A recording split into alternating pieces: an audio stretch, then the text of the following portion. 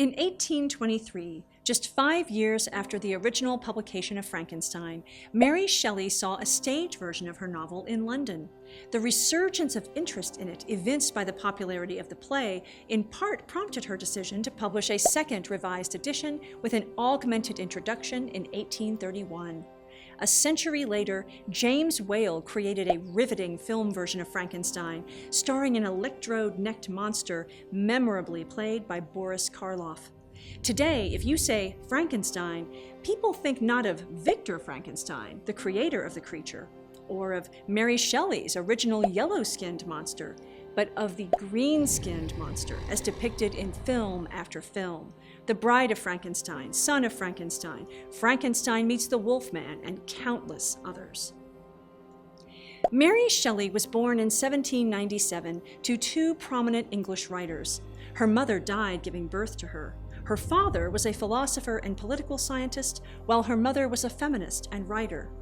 Oddly enough, her father did not allow her a formal education, and so she taught herself to read and write. At the age of 17, she ran off to Europe with the married writer Percy Shelley. Together they had a child who died shortly after birth. Shortly after that, Mary began to write Frankenstein. During this time, Mary's half-sister and Percy's abandoned wife both committed suicide. Mary published the novel in 1818.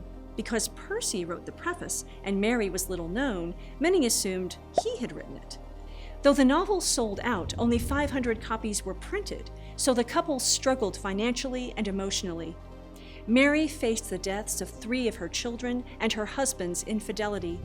Tragedy struck again in 1822 when Percy drowned. In order to support herself and her one surviving child, Mary Shelley wrote 5 more novels and a novella, but none were as successful as Frankenstein. Several men tried to win her hand in marriage, but she remained faithfully devoted to Percy's memory. She even carried his heart around for the rest of her life. She died in London on February 1, 1851, at age 53. Frankenstein opens with letters from Captain Robert Walton to his sister, describing his exploratory mission to the North Pole. When his ship hits an iceberg and becomes stuck, his crewmen see a giant man on a dog sled. Shortly after, another man appears on a dog sled, and Walton and his crew take him on board. That man, Victor Frankenstein, tells Walton his story leading up to his rescue. Victor takes up the narration, describing his youth in Switzerland and love of science. Shortly after his mother dies, Victor leaves for the University of Ingolstadt to study chemistry. He makes a breakthrough, discovering the source of life.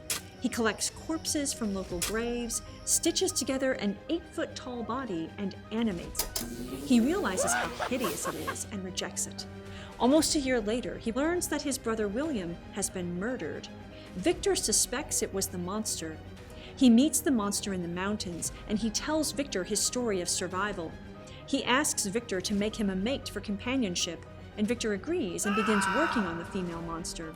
But he destroys it after fearing a race of the monsters. The monster, watching his work through a window, becomes enraged and vengefully kills Victor's wife on their wedding night. For the remainder of his story, Victor describes how he chased the monster across the globe, leading up to the point where he is recounting his story to Walton. He makes Walton swear to kill the monster for him and dies shortly after. After Victor's death, the monster comes on the ship. He tells Walton he is going to kill himself. The idea behind the story of Frankenstein was inspired during a friendly contest among Mary Shelley, her husband Percy, and writers Lord Byron and John Polidori. Frankenstein mixes elements of Gothic literature and the Romantic movement. At times, the scenery in the novel is eerie and isolated, the ideal setting for brooding heroes and monsters. The novel is full of mystery, horror, and supernatural elements, especially those that surround Victor's monster. Additionally, the novel contains many elements from the Romantic movement, such as deep connections with nature and the exploration of human emotions. Another characteristic of Romanticism is attraction to a heroic figure interested in breaking the boundaries of traditional society and achieving a lofty ideal. Although Victor and Walton both initially begin in this light, Mary warns readers of the relentless pursuit of and obsession with knowledge. This coincides with the scientific revolution and Enlightenment thinkers prominent during the writing of the novel. Whereas these thinkers believed reason and science could uncover all of the mysteries of the world, Romantic thinkers like Shelley rejected rationality, order, and balance in the arts, and instead valued individual experience and subjective perceptions over objective principles. Significant symbols in the novel include light and darkness. Light symbolizes hope, knowledge, learning, and discovery, while darkness symbolizes emptiness and despair. Fire offers a dual-edged sword, light, capable of sustaining life, but it also causes pain, death, and destruction. Adam and Satan. Both the monster and Victor share elements related to these significant characters from John Milton's Paradise Lost, such as an unrelenting pursuit of knowledge, eating the forbidden fruit, trying to play God, as Victor does, and being cast out or rejected, the monster and Adam and Satan. Both Victor and Walton are driven by curiosity to explore new possibilities, leading them into danger. Electricity was one of the areas of scientific discovery in the late 1700s and early 1800s that seemed to promise great improvements in human life. In the introduction to the 1831 edition of Frankenstein, Shelley referred to galvanism in connection with reanimating life. Victor's success in animating the monster, however, highlights Shelley's view that scientific experimentation carried too far can produce tragedy. Walk into any costume shop and a green-skinned, black-lipped costume with electrodes protruding from the neck will be available for purchase or rental. Frankenstein is one of the most readily recognizable creations of the Gothic literary tradition.